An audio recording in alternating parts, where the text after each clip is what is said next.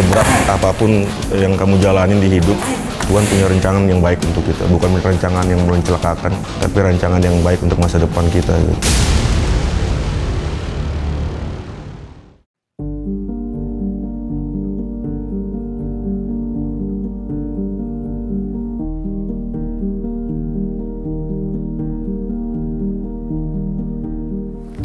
Selamat ulang tahun ya Jerry, semoga sehat-sehat selalu ya nak.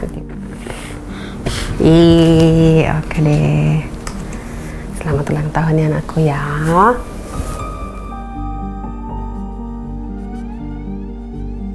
Ibu saya meninggal, setahun kemudian bapak saya meninggal, akhirnya yatim piatu lah saya. Saya marah sama Tuhan. Saya bilang kok kayak begini sih gitu. Kok orang tua sih diambil sih. Kenapa nggak seperti anak-anak yang lain gitu. Saya bisa ngerasain disekolahin, ngerasain ada orang tua, punya orang tua gitu. Perasaan itu yang buat saya hancur waktu itu.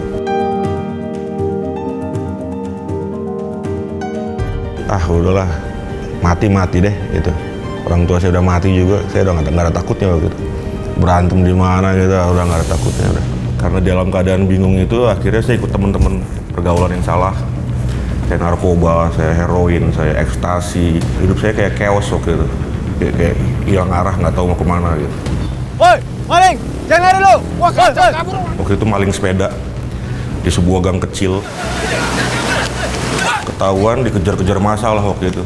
Orang yang ngejar nggak bisa juga, kehalang-halang mobil. Akhirnya saya selamat.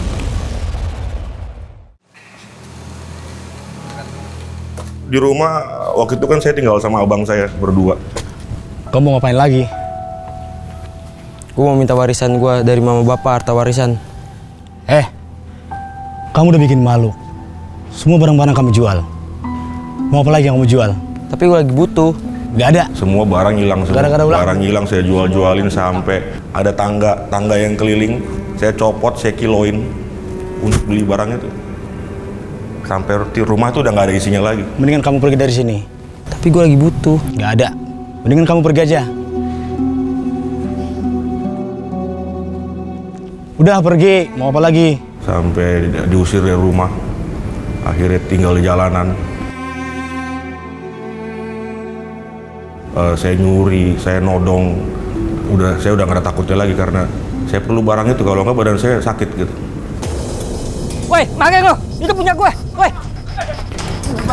ini punya gue tuh. Ampun. Saya kadang ngerampok. Pukul dulu Pak, jangan main habis itu deh ya. Oke. Balikin punya gue. Balikin. Bukan, Bang. Balik Pak, balikin. Gini Pak, gini. Kita bawa ke kantor polisi terdekat Pak ya. Oke. Ayo. Akhirnya saya ketangkep polisi. Saya ngelakuin kriminal waktu itu.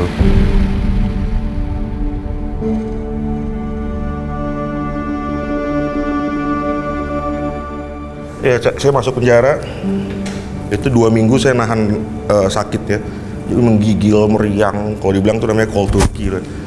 Siang keringet jagung, panas dingin, malam kedinginan, menggigil. Itu 2 minggu neraka benar-benar. Dari situ saya ngerasain sakitnya minta ampun. Saya bilang saya keluar penjara, saya nggak mau pakai lagi. Saya di penjara sekitar setahun waktu itu. Akhirnya saya keluar. 3 tahun saya ngerantau di Cianjur. Sampai akhirnya saya putusin balik ke Jakarta. Dan saya datang ke Tanjung Priok waktu itu cuman karena ada om saya di situ.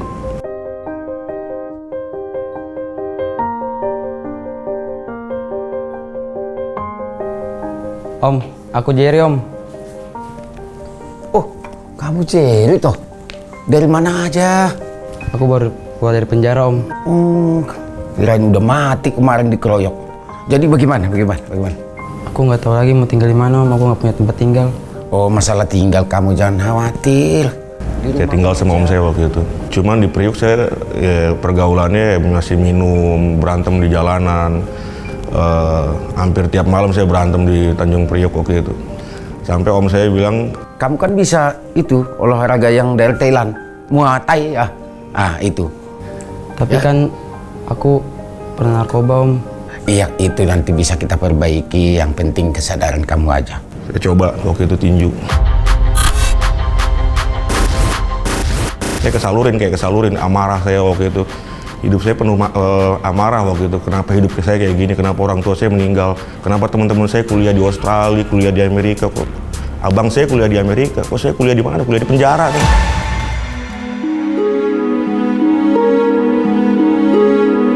Itu aja yang di hati saya tuh, jealous, kesel sama hidup waktu itu. Ketemulah Muay Thai.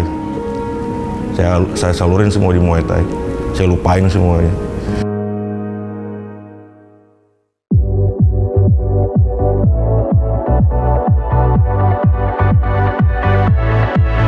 Ya waktu itu ada acara party gitu di Senayan waktu itu, di Senayan City, terus kita minum apa segala macem. Saya naik motor waktu itu pulang, udah nggak sadar.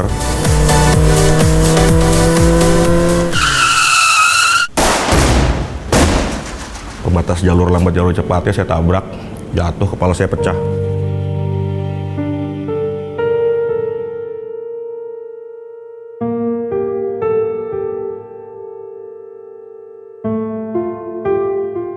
Delapan jahitan.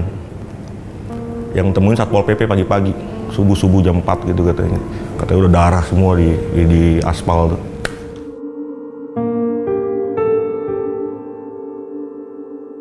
Ya akhirnya dibawa ke rumah sakit Fatmawati waktu itu.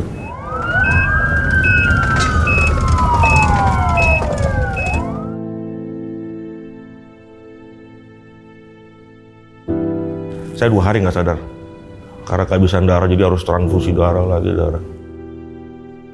Satpol PP telepon yang ada nomor di handphone saya waktu itu. Ada tante saya waktu itu akhirnya datang. Dia bilang, "Yer, di sebelah kan ada RSKO. Jadi tante ambil waktu kamu lagi nggak sadar, ambil darah kamu untuk cek HIV/AIDS." Saya shock di situ. Saya pikir, wah kalau ini positif mati besok, selesai hidup nih. Bagaimana kondisi keponakan saya, Dok? Keadaannya sudah semakin membaik ya, Bu. Hasil laboratorium juga sudah menunjukkan ia negatif dari HIV. Syukurlah ya, Bu ya. Terima kasih. Bersyukur benar-benar dan sadar bahwa nih Tuhan kayaknya kasih kesempatan lagi untuk saya gitu. Di situ saya komit saya mau berbuat baik untuk Tuhan. Terus pada saat waktu di rumah sakit ada salah satu teman saya, sahabat saya juga. Dia suka ngadain komsel gitu. Oke, jadi hari ini kita akan dengarkan firman Tuhan dari Yeremia pasal 29 ayat 11. Saya akan bacakan untuk kita semua. Sebab aku ini mengetahui rancangan-rancangan apa yang ada padaku mengenai kamu. Demikianlah firman Tuhan, yaitu rancangan damai sejahtera dan bukan rancangan kecelakaan. Oh, setelah itu kayak bersyukur benar-benar dan sadar bahwa nih Tuhan kayaknya kasih kesempatan lagi untuk saya gitu.